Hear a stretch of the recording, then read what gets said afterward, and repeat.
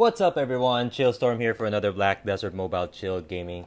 And today we are going to talk about the Orwen shop and why it is such a game changer. So, first things first, let's talk about facts. So, Kazarka, Gear Fragment, Dandelion, Nouvert, all three of them are 23 million each, and you can buy it every day after reset. And then for the Red Nose, Gaiath, and the Beg and the Muscan, they all differ in all prices. So for the Red Nose, it's 34 million each. The Gaiath, it is 30 million each. And for the Beg and the Muscan, they are at 26 million apiece, and they reset every week. So after the Sunday night, it will reset, so you can buy them again once a week. All right. So why is this such a game changer for all of us? Okay. So first, let's go ahead and mind what the price is, and of course, let's check on how much you would need in terms of the crafting itself. But before that, let's go ahead and buy because it's already 11:20 p.m. my time. So it's going to reset after 40 minutes, so it's better to buy them now. And let's go ahead and get into our farm as well as we discuss on things. So, because right now it's a totem fragment, and we don't want to waste a single second regarding this event. So now let's check on how many we will need for the crafting. So of course everyone knows Kazarka, Karanda, and Nover, they all require 150 fragments each. All right. So you can see, as you can see, Nover 150, Kazarka 150, Dandelion 150. So all these three 150 apiece, and then for the Gaiaths 40 for all the enraged gear fragments. The Gaiath, the Beg, the Muscan, and the Red Nose, they're all at 40 apiece to craft them successfully. And then of course they've also took out the abyssal gear fragments, so that's also a plus for us. So at this point, let's talk about calculation, price comparison, as compared to the market. All right. So let's just say all of your fragments came from the Orwen shop. So you don't go world boss, not at all. You don't get the rewards for the extra gear boss fragments from events and whatnot. So let's just say you are relying on Orwen shop. All right. So it takes about 150, right, per successful craft, and 150 you multiply that with the price itself, of course, and that's 23 million apiece. So that will give us 3.45 billion if you will buy everything in Orange Shop. So right now, for the main weapon, the Kazarka, let's say longsword, it's at 2.38 billion to 2.9 billion. So way more expensive than that of buying the fragments at 3.45 billion. So basically, we are up by 5.5 billion, or should I say 500 million almost, as compared to crafting it. But why is it that it's more expensive? It's all because whenever you craft, you get to choose which character you would like to wield it. Would it be the Phantasma, Grandmaster, Hashishin, Void Knight, and so on? You have your own choice. And that's the beauty of the gear fragments. That's why they are expensive, as compared to, just picking them up or getting them in Shakatu. That's why because here you have the freedom of choice. So let's go ahead and check on the enraged ones. Okay, so for the red nose, I already did my calculation. So it's, if you, let's say, rely on Orwen's shop, a red nose armor would cost 1.36 billion. But in the market, if you try to check out the red nose armor, it's 1.9 to 2.3. So it is cheaper actually at 1.36 billion because that's 34 million times 40, right? So with the Gaiath helmet, currently in the market is at 1.4 billion to 1.7, and if you will rely on Orwen shop, it's 1.2 billion for 40 pieces, cheaper, right? With the beg, it is 26 million a piece for the beg and a muscan. It's 26 million a piece, so that's 1.04 billion. So it's also cheaper as compared to the bags, gloves, and the muscan shoes. So you are a winner, definitely, with the enraged bosses. So at this point, it's also not. It's good to sell them if you would like. That's fine. But at this point, I highly recommend. I highly recommend that whatever you craft, you do not sell them. It's better for you to put it on and out. So, for example, right now, looking at my storage, it's a very special day actually, because today I have 100 and let's see, 158 Kazarka gear fragment. That means I'll be able to craft a Kazarka weapon of my choice for any character, right? But then at this point, it's better. Instead of crafting it and selling it, it's better for me to put it in an alt character. Because right now, I'm already wielding a Dandelion Verian. So I'm not going to make a Kazarka Verian. Definitely not. Because that's an extra item and I don't need that. So I'd rather put it on an alt that I have. So currently, I'm just going to show you real quick how the alt weapons that I have right now. So for right now, Scarlet, our invoker, has a Jin Liberto. Same as with Melissa, our Reaper, Denise, our Windwalker, Arthur, our Berserker, Heimdall, our Destroyer, and Ken, the Grandmaster. They are all wielding a Jin Liberto weapon, and it's also they're all tri as well. Then I'm gonna show you real quick, just to give you an evidence that they are all wearing Jin weapons. So right now, Jin Liberto Gauntlet for our Grandmaster. So that's basically how it goes for my current alts. Now for the other ones, I do have a Hashishin. Currently has a mystical one slot weapon, and the Lancer has a mystical one slot weapon. And then for the Valkyrie, it's a mystical one slot weapon, not yet awakened because she cannot wield an awakened weapon yet, but she will become definitely a paladin.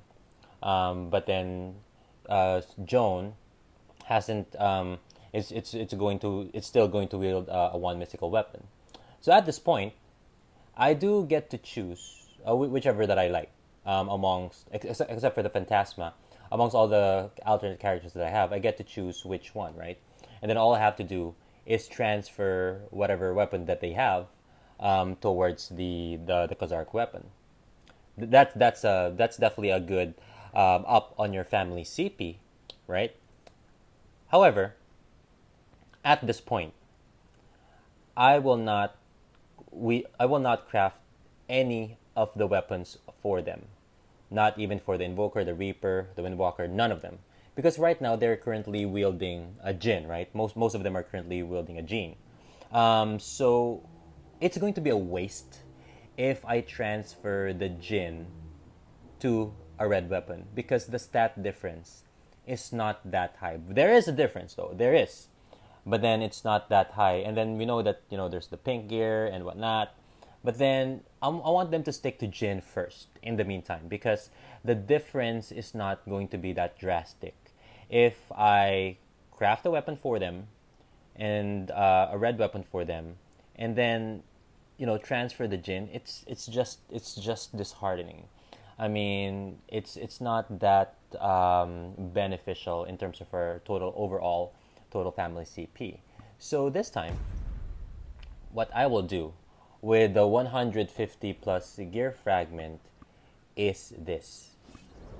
I will wait for the tamer to arrive. Because once the tamer comes in, she doesn't have a weapon.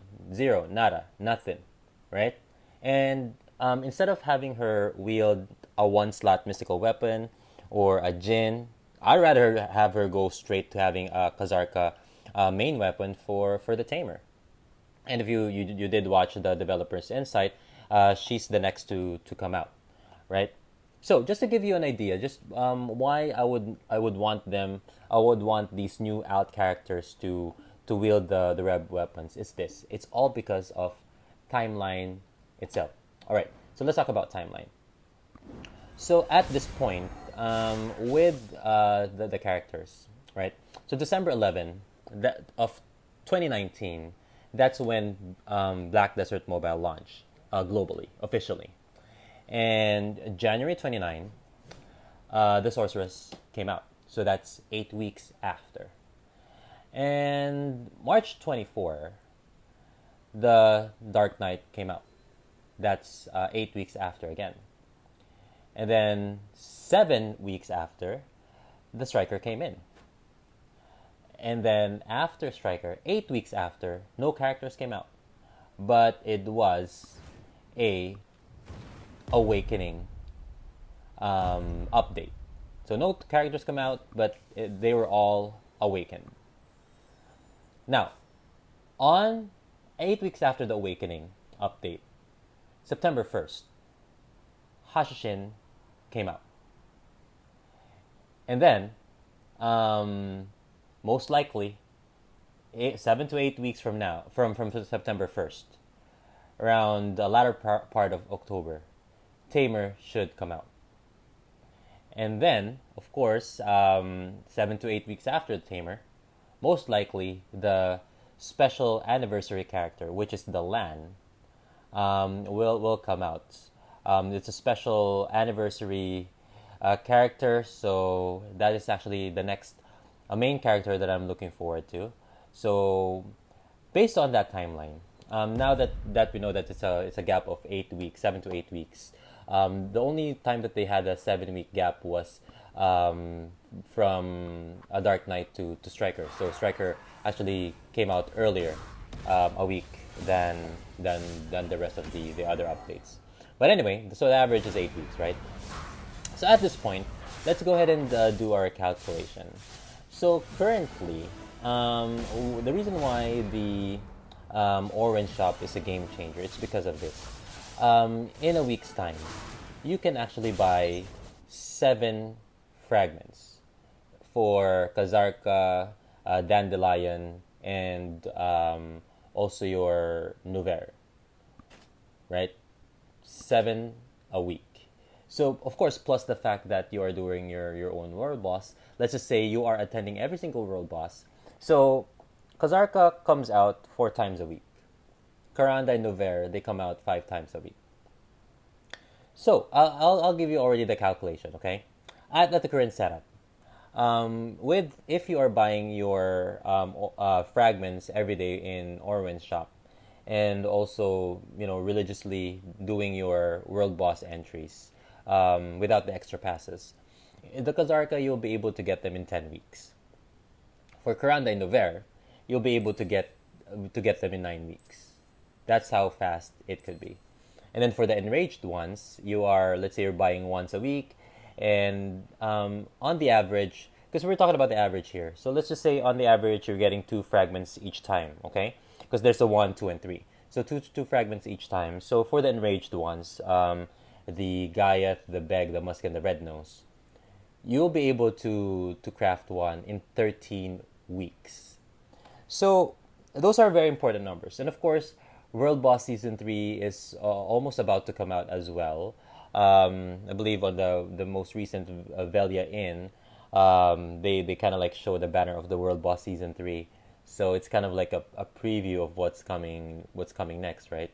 So in 6 weeks, let's say for example, because on World Boss Season 3, and also the good thing about the World Boss Season 3 is this.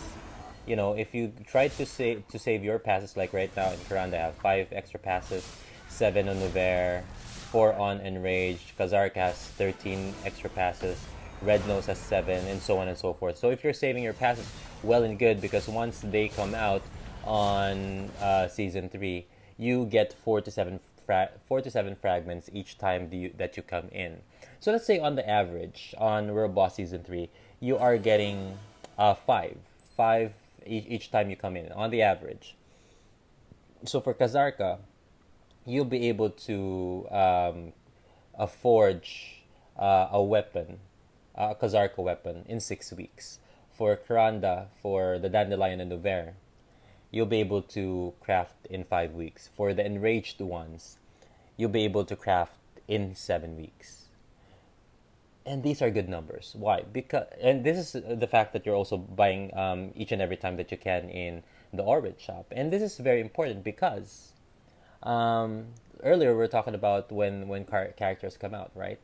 So it only means that with the current setup and also with the future updates, in less than 8 weeks, you'll be able to dress up your new alternate character, whatever it is that comes out, as long as it's within 8 weeks that they come out, you'll be able to dress them entirely, from main weapon, sub weapon, helmet, armor, shoes, and gloves, all of them. So it means, and plus the fact that they're also giving out rewards for the current events. Like right now, I do have the World Boss fragment chest. So basically, randomly you'll get 2. So now I got 2 Dandelion gear fragments.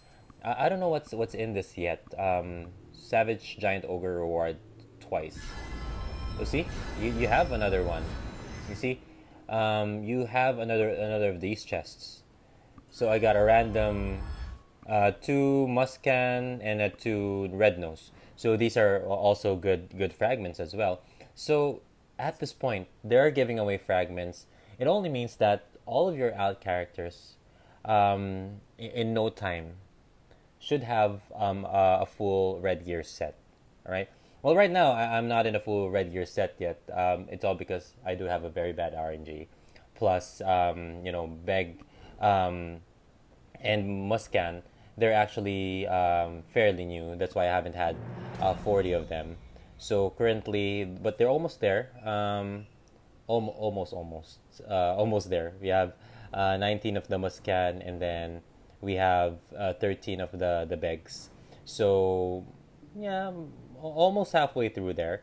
But then by the time, maybe after World Boss Season 3 comes out, with all the extra passes that we have, then we'll be able to dress her up, and all full red set, and then the next characters that will come out should also be already in a full red set.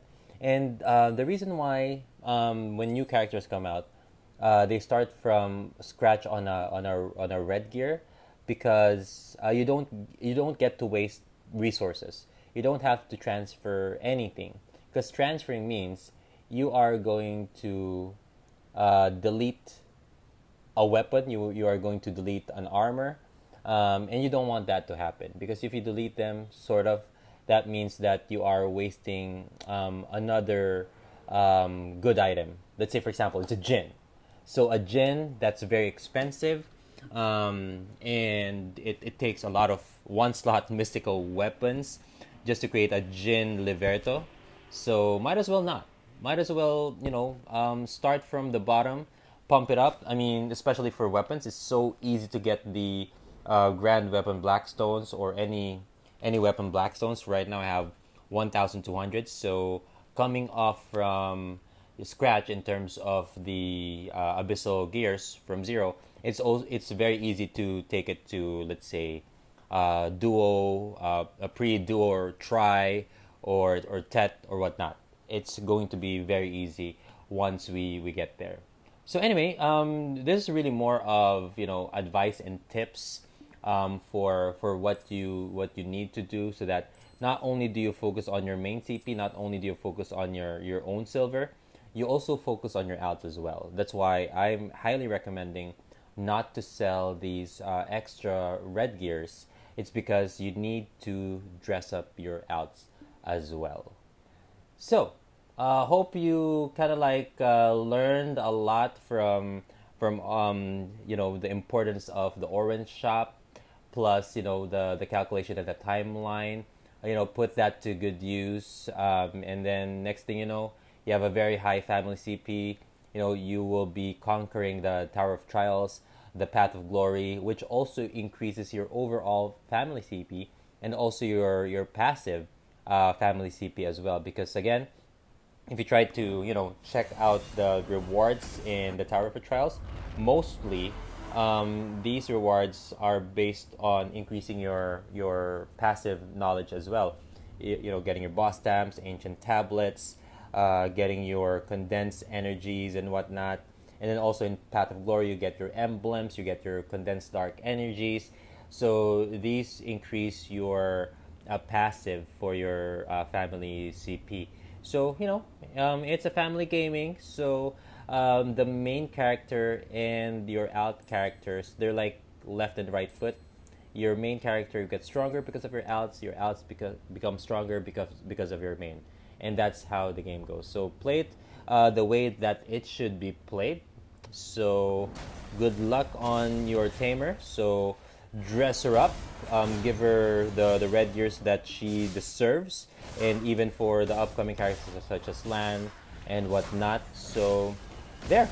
So like and subscribe, and I'll create some more videos that will give you some tips and guides and whatnot. But for now, again, my name is ChillStorm for this Black Desert Mobile Chill Gaming, and we will peace out.